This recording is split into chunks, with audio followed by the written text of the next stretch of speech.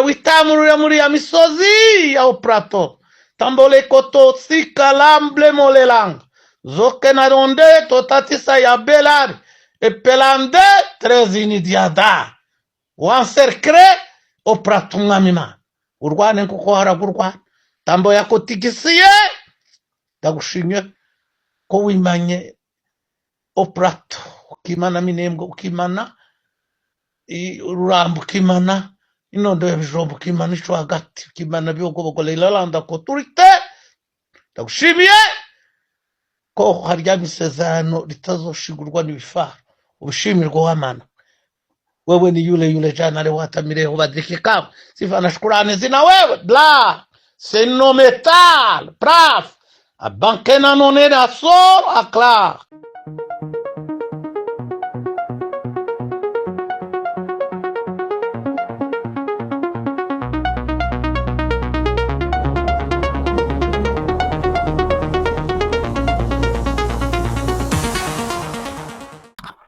Yes, igitondo cyiza muraho neza tubifuriza ibihe byiza abari mu gitondo cyiza nimugoroba mwiza.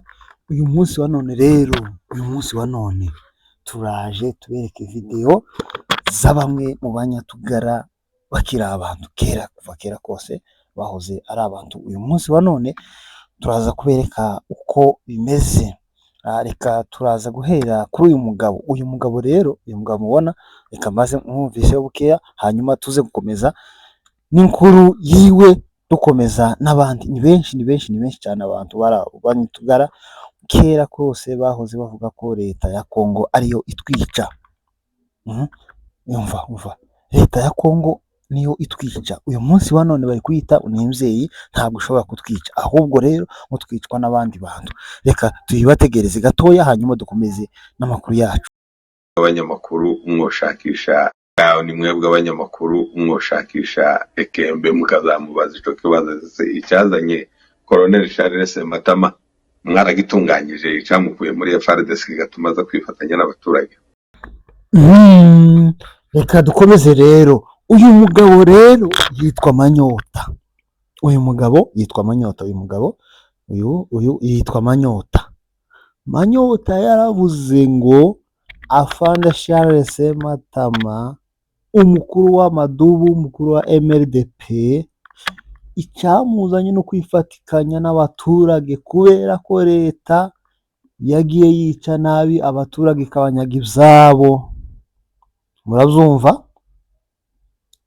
Aravuga ngo mu kwezi kwa karindwi habaga hari iki abaturage bakaja gusuhura inka zabo mu Rurenge. Reka tumwumve gatoya. Zagende mubaze ico kibazo. Nta gaciro bifite ivyo Colonel Ekembe yavuze. Nundi wese wobyumva cyangwa se uwogira ngo agire Colonel Sematama inama. Ngubu ambajije ngo se urabona nkurikije ivyo Ekembe yavuze urabona ko ndosubira muri leta. Numubaze ndetse cyagukuyemo ubona cyatunganye. Rero turakomeje n'inkuru yacu. Yaravuze ngo ubu nyine babwiye afande wacu musore muri leta ngo yo mubaze ngo si cyakuzanye waragikoze. Icyakuzanye kuvuga ngo abaturage bacu babona amahoro asesuye nk'ayo bafite ubu nyine warayatanze. Uyu Ekembe rero avuga mu Mayimayi, umukuru w'abamayimayi, n'umwe mu bantu babi, niwo ubu nyine uno munsi wa none abo bita ngo nakagara, abo muri ya nzu nto bari kumwe nawe bafatikanyije nabo, harimo n'abandi bagiye bava ahantu hagiye hatandukanye. Uyu munsi wa none barafatikanyije mu kwica ubwoko bwacu. Bamwe muri abo ngabo bagiye bavugira ubwoko kuva kera kose, uyu munsi wa none bakaba barawuhindutse. Reka dukomeze n'amakuru y'iwacu. Kiratungana mu yandi magambo, nta ivyo Colonel Ekembe yavuze ntabwo ari byo. Sinawo umwanya wo guhamagara Colonel Sematama. Nk'ubu nyine iwacu hari ici rikomeye cyane mu kwezi kwa karindwi uhamagaye abantu baho barakubwira ati ubu kabisa bimeze nabi. iki ni igihe abantu b'iwacu babaga bari mu rurenge bose. Niki kibuza Colonel Kembe kumanuka mu rurenge ngo amanukane y'abaturage basuhure? aho rero izi ni za ntege nkeya za leta ya FARDC, aho leta n'umukuru wabo w'igihugu yaje afata intwaro zose azigabira abazarendo. Aha rero turaza kugaruka n'undi umwe hamwe n'umunyamakuru wabo, aho bagiye basesengura kuva kera kose, baravuga ngo umukuru w'igihugu yakoze amakosa kuko abazarendo ni abaturage, icyo yakoze abahaye imbunde. Reka turangize n'uyu wacu Manyota. So ni za ntege nkeya za FARDC arizo zatumye Colonel Charles Matama yivamo. Aho ni mwebwe abanyamakuru igihe tugeze ubu nyine. Kera bageze bavuga ngo amagambo azaguruka ngo inzandiko nizo zisigara, ariko noneho nyine byarahindutse, n'amagambo basigaye bayabika. Umuntu akavuga ijambo bakarifata bakarikipinga, nyuma y'imyaka kazoza rigaruka rikagukubita. Tukiri kuri uyu mugabo rero, yaravuze ngo inzandiko ziba zisigara, amagambo akagenda, arizo bita mu gifaransa ngo les écrits restent mais les paroles s'en vont. Ni ukuvuga ko yasobanukiwe neza ko aya majambo azavuga ko ari yasigaye asigara. Ariko rero ahantu hari ikibazo niki, wibagije ko wavuganiraga ubwoko, ejo bundi tukubona i Burundi, wagiye gukora iki? Wagiye gushimira perezida w'u Burundi. Ico gihe rero murumuna wawe Manyota yari yaguye kuri Pwenzero yicwa n'abarundi. Noneho urigasanga abandi bose barashiftinze, bumvishije kuko mu kuba mu maparti politike atandukanye ari byo. Noneho wewe byari byaragoye kumva, ukakora ibintu byo kwangisha abandi, ukabyigisha, ukabibira ihame, bakazoza babikugarurira ukabura ureba.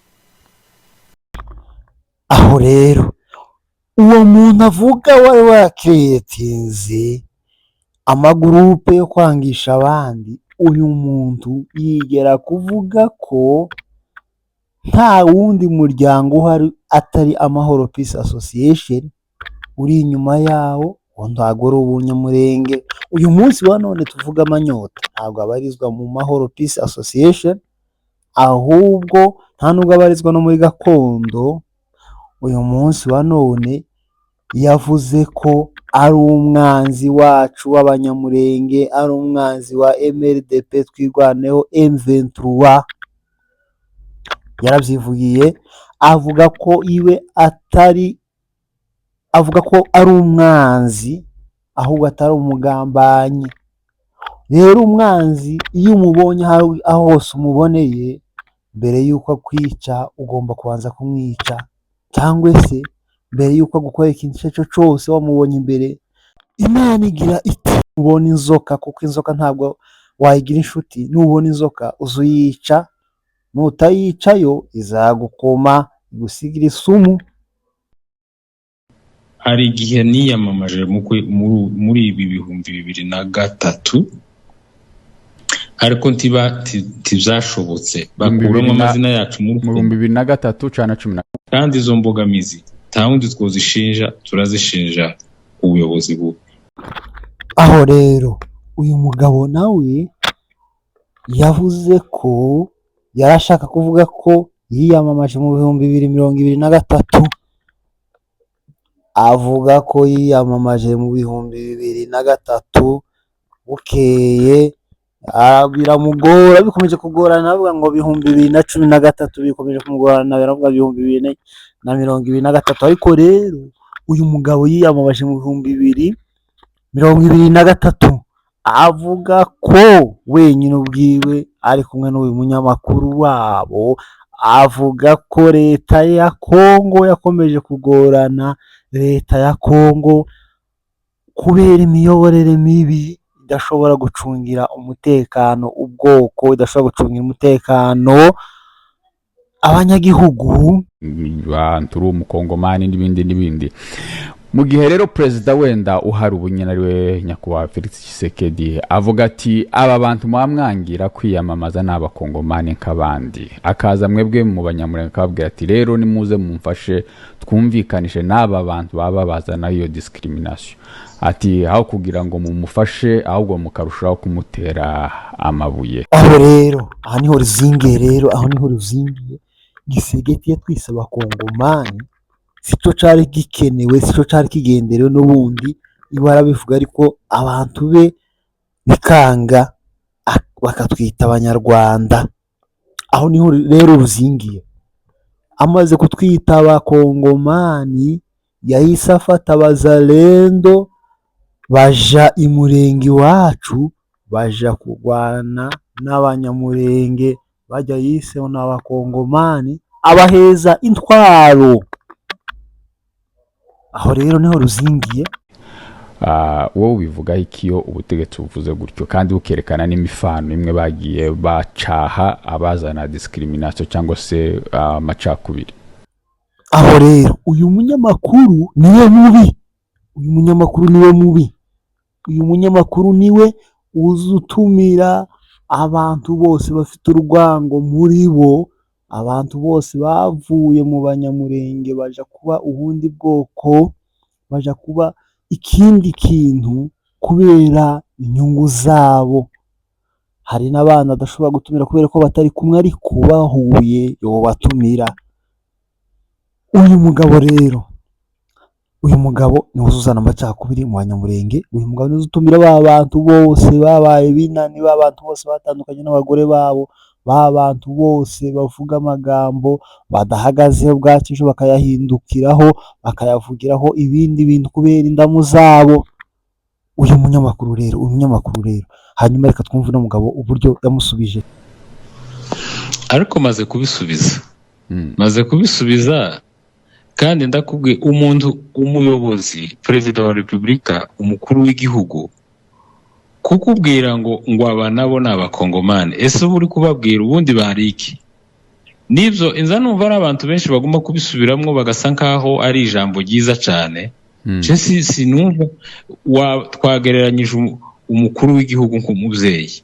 Aho rero uyu mugabo yatanze umufano mwiza, aravuga ngo dushobora kutugereranye umukuru w'igihugu nk'umubyeyi mu rugo mu wawe, kuko ntushobora kuzubwira abana bawe buri munsi ngo uyu nguyu nawe n'umwana wanje. Abo ubibwira barabikeka, baravuga se kubera ko akunda uyu muntu cyane, kubera ko ahora atubwira ngo uyu nawe n'umwana wanje kandi twese tuzi ko turi abana biwe. Aha niho ruzingiye rero. Ese nje nawe turi ababyeyi, hari dufite abana n'abafite benshi kukurusha cyangwa ufite benshi kundusha, ariko deja nimba ufite abana bawe 2 3 deja ufite abana bangahe? Wahora ubwira umwana wawe umwe mu bandi ukazubwira abana bawe ngo uyu nawe n'umwana wanje, uyu nawe n'umwana wanje. Rero abo bana avuga abo nta bandi, ni ukuvuga ngo abo bana avuga n'amoko ari muri Kongo, harimo abaruba, ababangu, abashe, abanyamurenge, abavira, ababuyu, bose abakatange bara bose ni abana ba Gisegeti, bose ni abana ba Gisegeti. Kuki ahora avuga ko abanyamurenge ari abana biwe, ariko bwaca kohereza amamodoka yuzuyemwo ivyo kubica, bwaca akohereza drone zija kubarasa? Kuki avuga ngo n'abana biwe, aja kubatangaza kuri social media akavuga ngo aba bose abamubona, abo bwoko mubona bw'abanyamurenge nabwo n'abana biwe. Abantu gabura bakabaza ese iri jambo azavuga ngo n'uyu nawe n'umwana wanje n'ukuvuga ute? N'umwana wawe birazwi nyine, ni ngombwa ngo usubire uvuge ngo uyu nawe n'umwana wanje? Aho ngaho hari irindi jambo, ni ngaho wavutse utavutse kimwe n'abandi, cyangwa ni ngaho uje nyuma. Uramutubwira kubera ko umutubwira hari impamvu, tubwire neza. Aho niho twababwiye ko niho ruzingiye.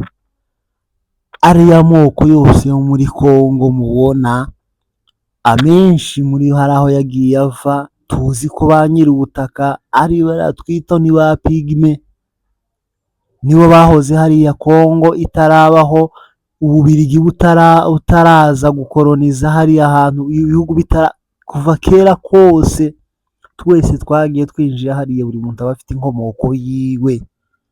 Hari abakomoka muri Tanzania, hari n'abakomoka henshi. Muzi ko hari n'andi moko azaja gusura umwami wabo mu kindi gihugu. Ariko rero aha niho ruzingiye, aha niho ruzingiye, reka tumutegere. Icongeyeho umwana wawe yoza akakuregera akakubwira ati papa uyu karambuza amahoro, uyu karankubita, uyu yantwaye iki, uyu yangize gutya, wamara ukavuga ngo yango ni mwicare ngo mwese muravukana, kandi wamara wa wundi wakubuzaga amahoro yanko ntiyagukubitaga, agasura akakugurira, agasura akaguheza iyindi, genda uyikubite umukubite. Aha rero aha niho nari nshaka kumutegera, ndabasabye musubize kandi inyuma bukeya, musubize inyuma muhategere ahantu tugiye kubabwira, ahantu tugiye gushiramo iyi nkuru muyitegere neza. Ni gute umwana aza kugutakira ngo bari abantu wavuze ko tuvukana bari kunkubita, ukamubwira ngo genda musore mubane neza mu magambo, ariko ukamuca inyuma ukohereza ukasohoka kandi ukamuhereza izindi nkoni baje gukubita, kandi wa mwana wawe wavuze ko bavukana. Tureke guca ku ruhande, uwo mwana avuga ninde? Ni twebwe. Ni gute turadutakira gisegete tumubwira, ababyeyi bagataka bakavuga ngo drone ziratumaze, ibiki biratumaze, ubarangiza ukagenda ukavuga ngo muri abakongomani 100%, ariko bwaca rero ugaca inyuma ukohereza drone ukoresheje noneho bamwe muri ba bana, ugafata imbunde, ahubwo zanarenga abandi bana ngo ntibazi bakubita ba bana bawe wise ko ari abakongomani, wabona ko batabakubita nk'uko ubishaka, ahubwo ukaja gutira abandi bana, ukaja gutira ibindi bihugu ngo bize bigukubitire ba bana wise ko ari abakongomani. Urabizi neza ko baza bagutakira, none si ugutira gusa, ahubwo uranabahemba, ukabahemba ubutunzi bwawe buri mu gihugu, bwa butunzi mwakagombye gusangira mwese kugira ngo mukemure icyo kibazo, ukabuha ibindi bihugu. Nidushaka tureke kuja mu migani dusa nkaho ducurisha agati kandi inyundi hari mugani w'abasaza. Abazalendo n'abamayimayi nibo bagize imisi baturasa, na Tshisekedi yagiye ku ngoma asanga baza baturasa. Aba bazalendo rero, bifatanyije n'abakagara, aba bantu rero bahoze ari mayimayi.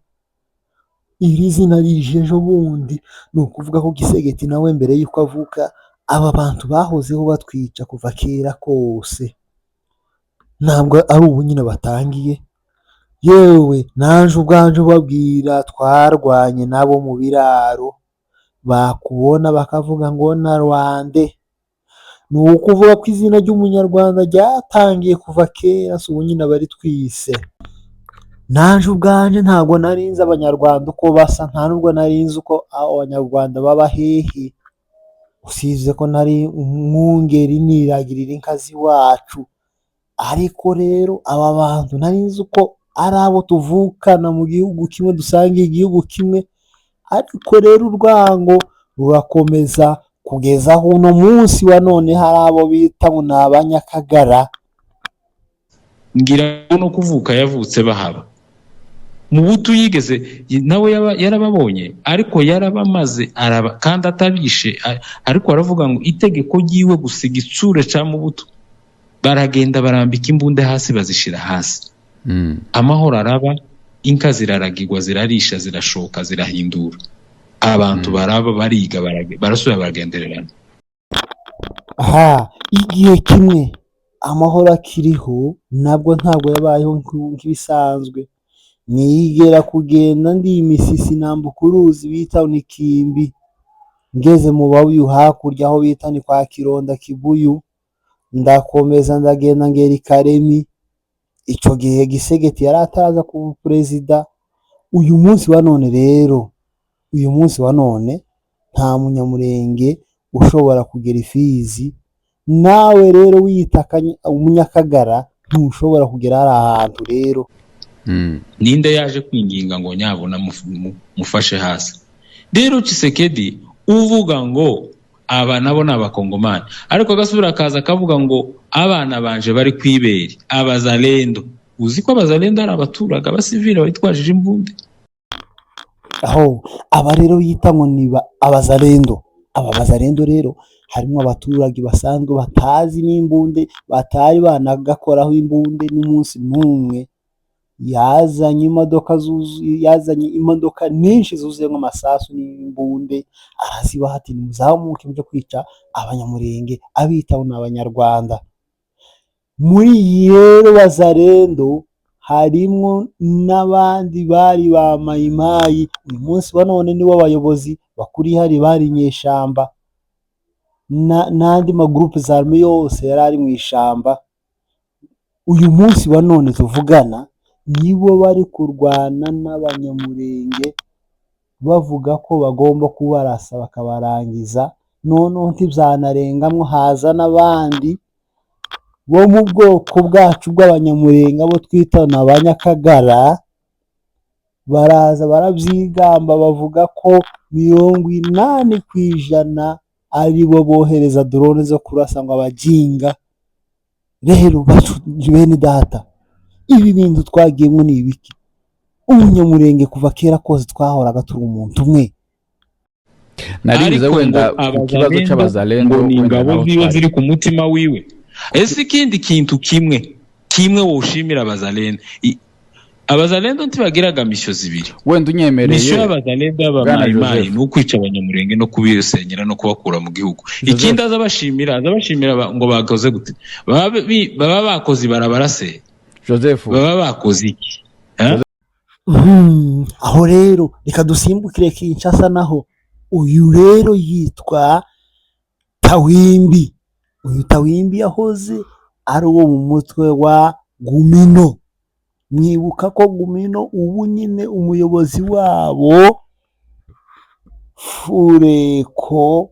Fureko igihe ari Nairobi yavuze ko yaje kuri agreement cyangwa se yaje kugira ngo buze cyangwa se bakora ibiganiro na leta ya Kongo kubera ko iza yica abaturage, nicyo gituma bagiye mu ishamba.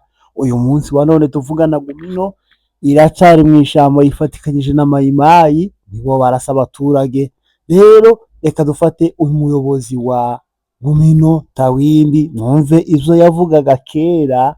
Uyu munsi wa none akaba yarahindutse, ari kumwe na leta n'abazalendo bashigikiye kutwica bohereza za drone. Uyu ni Tawimbi, uyu ni Tawimbi.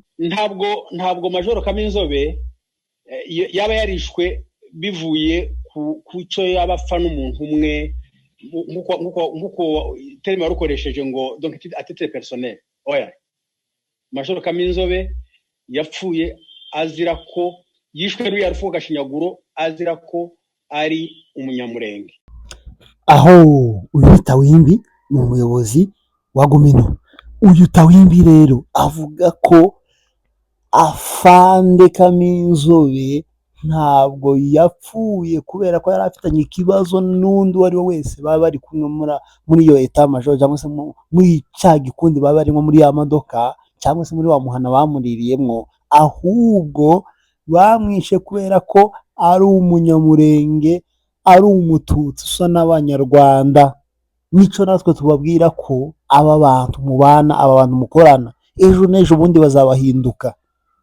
Numutagira ubwenge aba bantu mubana, aba bantu ya manda cyangwa se ya leta ikihari itarahinduka, itarajaho leta ya FC23 twigwaneho, bataravuga ngo bakombowe igihugu cyose, muzahorana n'ibi bibazo. Mwarabibonye ni kenshi bagiye babafunga za Kinshasa, bakabakubita, bakabicira muri prison, bakabima n'uburenganzira bwanyu. Ni benshi bari mu Kinshasa badafite n'utuzi. Rero bene data, mufungura amaso, muyoboke icyama n'icyama kimwe gusa. Chama cha Mapinduzi. Ntibuke ko kuva twakavuka muri Kongo twahoze muri izi ntambara twishwa tuvanwa hehe, kuva muri Zura tukagenda hano hariho hose tukagenda twishwa ntibuke ko iki kintu twagiyoranye kuva kera kose. Uyu munsi wa none hari icyama rero gifata ahantu abaturage bakanezerwa bagasinzira, ahari amahoro mabi ubu nyine hari amahoro, hari umutuzo, hari umutekano, abacuruzi bagacuruza neza, abagenda ijoro bakagenda ijoro neza. Iki nicyo cyama cyonyine tugomba kwiringira, aho ubona abasirikare basa neza, abasirikare bacungira umutekano abaturage, apana umuturage kubona abasirikare ngo ahunge. Oya icyo nakivuga nanahagarara mu rukiko nkakivuga, nanahagarara n'imbere y'umuntu wari wese nkamubwira ngo washaka kubihindura ukundi Majoro Kaminzobe yapfuye azira ko ari umunyamurenge. Aho twababwira nde tukareka nde uko bose ariko bimeze, aba bose bagiye mu Kagara bose bazi ukuri, si ukuvuga ko batazi ukuri, si ukuvuga ko batazi umwanzi, si ukuvuga ko batazi umuntu twica uwo turwana n'uwo ari we, bose baramuzi. Rero ntitwasoza tutabanje ngo twumve baba wa taifa, reka tubanze tumutegereho bukeya, hanyuma dukomeze. Turaza no kubagezaho n'isengesho rya Serende, umubyeyi wacu dukunda cyane. The story of the killings and the fighting that has been going on in a place called Minembwe, around the Minembwe area. This is a place home to some Banyamurenge or some other. Tukiri aha rero ntabwo nareka gushimira umukuru w'igihugu cy'u Rwanda, Perezida Bwana Paul Perezida Kagame. Ndagushimiye cyane, ni wowe wenyine mu bayobozi ba East Africa wafashe umwanzuro wo kuvuga ngo ugiye guhangana n'iki kibazo, ugiye kuvugira ubwoko. Bukeye rero twumva usohoye ijambo, uravuze ngo People are being killed, they are being, drones were firing at them indiscriminately. In markets, in churches, many people died. Maybe, hopefully one day people will go there and investigate and will find the truth.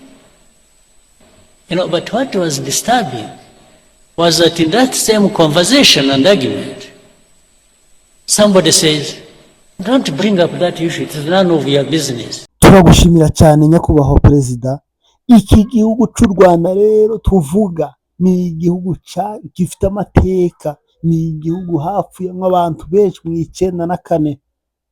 Rero uyu munsi wa none ni paradizo ya Afurika, uyu munsi wa none ni paradizo ya hano ku isi. Iki gihugu rero kidufitiye abanyamurenge benshi kandi baratuje, baratekanye, niho hantu bisanzura kurusha mu gihugu cya Kongo. Rero bene data, muhagarike indambi, muhagarike ubugambanyi, muze dushigikire koze yacu, muze dushigikire kwirwanaho, kuko nitutirwanaho nta wundi muntu uzaturwanirira. Muze dufatikanye, muze tuba umuntu umwe. Birababaje kubona ngo turi ubwoko bumwe ariko tukicamwa amacakubiri. Amahoro naba uzabazwa byinshi. Reka dushimire abo twabanye nabo, turaje tubagezeho isengesho rya Serende, umubyeyi wacu dukunda cyane. Ariko rero reka mbabwire ngo Afande General Rukunda Michel Makanika yadusigiye umurage, yaratubwira ngo nta gitero icyo ari cyo cyose kizagira icyo kidutwara hari iwacu, nta na kimwe cyenda kudukura hari iwacu. Aravuga ngo umuntu uwo ari we wese uzitambika twirwaneho izamuhitana ubwe aho yaba ari hose. Reka tube umuntu umwe. Murakoze cyane kuba mwabanye natwe. Reka twumve isengesho ry'umubyeyi wacu Serende. Unaweza na mraka Mungu, ninasema asante na shukrani mbele yako Baba, wewe uliyetumaini la Israeli. Nitayainua macho yangu nitazame milima, je, msaada wangu toka wapi? Msaada wangu toka kwa Mungu aliyeziumba mbingu na nchi. Mtakatifu mwaminifu, Imana yabere Israeli amagari n'amafarashi, Imana yagobotse Isirayeli bageze kuri Shamu, amagari n'amafarashi bibatugirije, inyanja bari imbere, iburyo ari imisozi miremure itozamukwa, ahandi ari ubutayu, Telambo Kayilongea. Ariko warabagobotse wa mana we. De perianto tregonista beria. Ndibuka ushorera abanyamurenge kuva inganji muri za 71 wa mana we, ubacisha mu nzira zibiri, inzira Yeruzerefu Serukifizi, abandi ubanyuza kuri Rombwe, inka zigenda zibyara n'abagore bose bakarere babyara n'ihene n'intama, aduyi nawe yabarasa, ariko barahuruka mu minembwe. Ndagushimiye Jehova. Ari baciye muri Ruzerefu bagenda babyara inzira yose, urabashorera. Ndibuka Semishefu ashima Imana, aravuga ngo ndagushima mugabo wa mama, ngo wewe watugobotse Ifizi, ngo twari tumaze gusinyirwa tugiye kuribwa n'ibisiga, uratugoboka. Abantu bashitsa kwa muganwa n'abapapa n'abamama, ubuganga ntibwagira icyo bubatwara. Uracari y'Amana, ugaburira abantu muri reberiyo, mu gihe c'abajenesi abantu batabuka muri minembwe, kandi yarabaye umwirare. Ugaburira abantu isogo amezi 3 zimeza mu gishanga, kugira ngo umuntu atagira mukwiye ngo yimane. Abantu barasoroma, bahinga ibishimbo ngo byere, za sogo ziruma kumvura. Ndavyibuka wa mana we. Letarie kongere mene yambo kabino. N'ubu uracari y'Amana, ongere witamurure muri ya misozi ya Plateau. Tambole koto sika lamble molelang, zoke na ronde totatisa ya belari, epelande trezini diada, wanserkre o Plateau mwamima. Urwane kuko haragurwana, tambo ya kotigisiye. Ndagushimye ko wimanye o Plateau, ukimana minembwe, ukimana Rurambo, ukimana inondo ya Bijombo, ukimana ico hagati, ukimana Byogobogo Ilalanda ko turite. Ndagushimiye ko harya misezerano ritazoshigurwa n'ibifaro. Ubushimirwa wa mana wewe, ni yule jana leo hata milele badilike kama sifa na shukrani zina wewe. Bla seno metal praf abankena nonera sor aklar de crestio no me divizini eni adra praf fonze ni didante kodotodea la tondari sitie emerigro di bionononia. Ndagushimye ko kiriya gihugu kigiha kivugiramwo ingunga, we la representar genistique di diaderibia hatubabariki atrofu.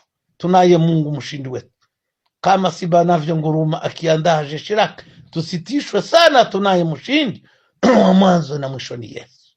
Elengie talambo kabangan na tolondo to paletre lesti que con ton nome di daide a quala che ti stenu nome e di adratret fera clasio fertilité de la terre dretto nome nizidi e di adaga upeperushe ule upepo wote maadui wakimbize mara moja.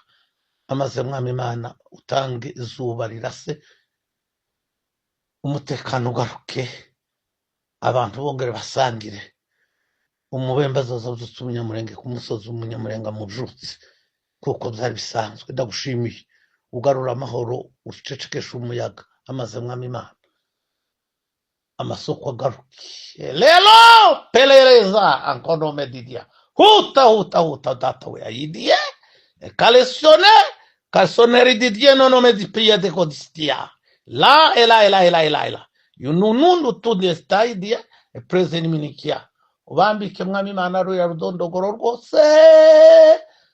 Mwami Imana uhereye kuri Pwezero, Rwitsanguku, Mutunda, Nyaruhinga, Mukoko, le prison nommé di Kankere, di Miyanatara ya Veriya, Nyamabuguma, Rugezi, Muriza, Kakangara, Lalanda, Tata Itika, Nyabishasha, kuri Nzovu, Ruya Dodogoro, Rwirumba, Biziba, Gaseke, Rutigitamunyi, Masha, Ruhemba, Kivumu, Gahwera, Rugabano. Parte uzitire rubare rw'ururenga. Ferekasiyo none disitiye ebeyana autoprezeniya. Karingi mwami mana Bidegu zitave zombi uruke mudoko. Le paletre coste tu nome d'identité centre Madegu kibuga c'indege. Leko kukiziba. Forum et entretiene et genistique di tuete tufeze diedeya. Ayihuta mwami mana. Muco hagati cabijabo Kamombo Mikenke endere ya kaza. Pest Mibunda Tangolo Kulubangambo tata ndondo ya Bijombo hereye muri centre Bijombo ubibaza wihura nkuze hose karenga Masango le Kongolomia Gahororo yose tiriye divizamania Mirango Janyankwale datanda itike za Ruhinga Lobile atretarie namuri ya bihuguzi muhira zagatobwe na hano ugere mu bigoboko Tambarare ishimusingi waneno na tunurisiye do kolometa pasha barijema prene de la rozisi tende miujiza yako mikubwa na ishara zako zifanyike kwanza baba detono medika le Kabanyora Ruvunge Katogota Bwegera Chanyunda le Priare le Tute Mutarurebe Mipiri Antare Sange Runingu Kiriba Kavivira Murongwe pwe Quipor Pandetike Poroza Ateria kwa Makobora Swima Himboko Nundu Rusenda Baraka Fizi Pi Ndagushimye Imana kunyumvisha mbona wewe bali nangaye Kasongo mbali songa libala Songo mbona wewe Yalingani watu Yalibuyani watu Yalibuyani watu Mukipupuni watu